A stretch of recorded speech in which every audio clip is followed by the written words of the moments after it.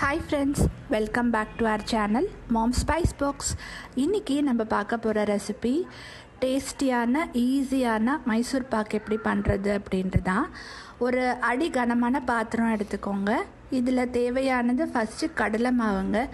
ஒரே ஒரு கப்பு கடலை மாவு எடுத்துக்கோங்க. அதே கப்பில் தான் நம்ம மற்ற பொருட்களெல்லாம் மெஷர் பண்ண போகிறோம். ஸோ அந்த கடலை மாவு வந்து கொஞ்சம் ஃப்ரெஷ்ஷாக இருந்தால் நல்லாயிருக்கும். கட்டி இல்லாமல் நம்ம இந்த மாதிரி சலிச்சிக்கலாம். இதுதான். அடுத்து அதே கப்பில் ஒரு 2 கப்பு போல் மெஷர் பண்ணி சர்க்கரை எடுத்துக்கோங்க. இப்போ அதே கப்பில் 2 கப்பு நம்ம முதல்ல நெய் சேர்த்துக்க போகிறோம்.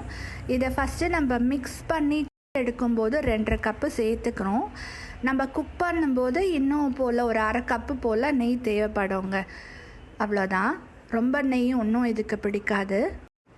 அடுத்தது அதே கப்பில் நார்மல் பால், நீங்கள் எந்த பால் யூஸ் பண்ணுறீங்களோ ஒரு கப்பு பால் போதுங்க. இது வந்து மைசூர் பாக்குக்கு இன்னும் நல்லா டேஸ்ட்டு கொடுக்கும், அதுக்கு தான் சேர்க்குறோம். இது அடிஷ்னல் இன்க்ரீடியண்ட்டுங்க. ஒரு 50 கிராம் போல் மில்க் பவுடர் இல்லை ஒயிட்னர் இருந்தாலும் பரவாயில்ல, அதையும் நம்ம சேர்த்துக்கலாம். இது வந்து ஆப்ஷனல்னால், உங்களுக்கு வேண்டான்னா ஸ்கிப் பண்ணிக்கலாம். இப்போ நம்ம தேவையானது எல்லாமே சேர்த்தாச்சுங்க. இப்போ தான் நம்ம ஸ்டவ் ஆன் பண்ண போகிறோம். ஆன் பண்ணிவிட்டு கைவிடாமல் ஃபஸ்ட்டு நம்ம அந்த கட்டி எல்லாம் போகிற மாதிரி கலந்துக்கலாம். ஃபஸ்ட்டு ஸ்டெப்பு இது தான் குக்கிங்கில். இப்போ பார்த்திங்கன்னா அந்த சர்க்கரை எல்லாம் நல்லா கரைஞ்சி வந்திருக்கு. இப்போ கொஞ்சம் அப்படியே லைட்டாக குக்காக ஸ்டார்ட் பண்ணோம். இதில் டிஃப்ரெண்ட் ஸ்டேஜு கவனிச்சிங்கன்னா ரொம்ப ஈஸியாக பண்ணிடலாம். இப்போ பார்த்திங்கன்னா ஃபஸ்ட்டு கரைஞ்சி வந்திருக்கு.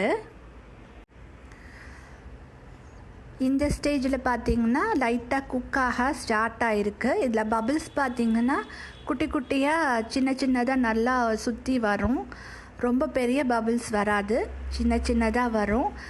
அது குக் ஆக ஆக உங்களுக்கு பெரிய பபிள்ஸ் வரும். ஒரு ஸ்டேஜில் பேஸ்ட் மாதிரி இருக்கும், பபிள்ஸே இல்லாமல். ஸோ அதை கவனிச்சிங்கன்னா ஈஸியாக பண்ணிடலாம். இப்போ பார்த்தீங்களா, கொஞ்சம் பெரிய பபிள்ஸாக வந்திருக்கு. இப்போ வந்து கொஞ்சம் அடி வந்து பிடிக்கிறதுக்கு சான்ஸ் இருக்குது. ஸோ கவனமாக கொஞ்சம் பார்த்துக்கோங்க. இப்போ கொஞ்சம் பேஸ்ட் மாதிரி வர ஆரம்பிக்குங்க. அந்த ஸ்டேஜில் ஒரு 2-3 ஸ்பூன் நம்ம நெய் சேர்த்துக்கலாம். ரொம்ப எல்லாம் சேர்க்க வேண்டியதில்லை.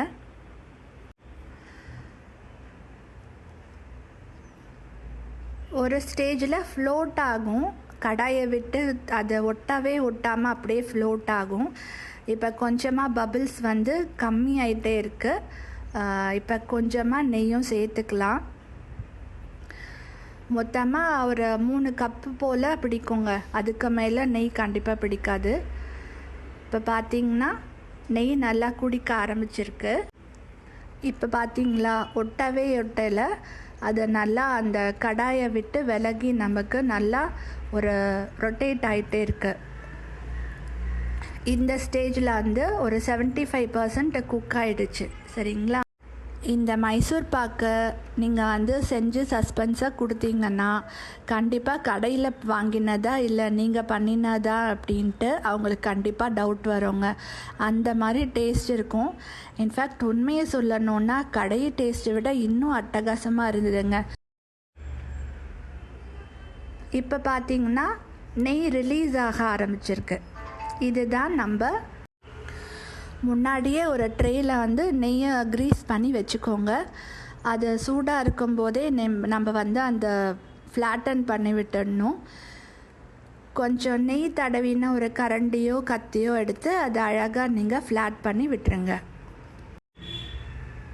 தேவையான அளவில் கட் பண்ணோன்னா நம்ம மைசூர் பாக், சூப்பரான மைசூர் பாக் தாங்க சொல்லணும். இதை ஈஸியாக ரெடி ஆகிடும்.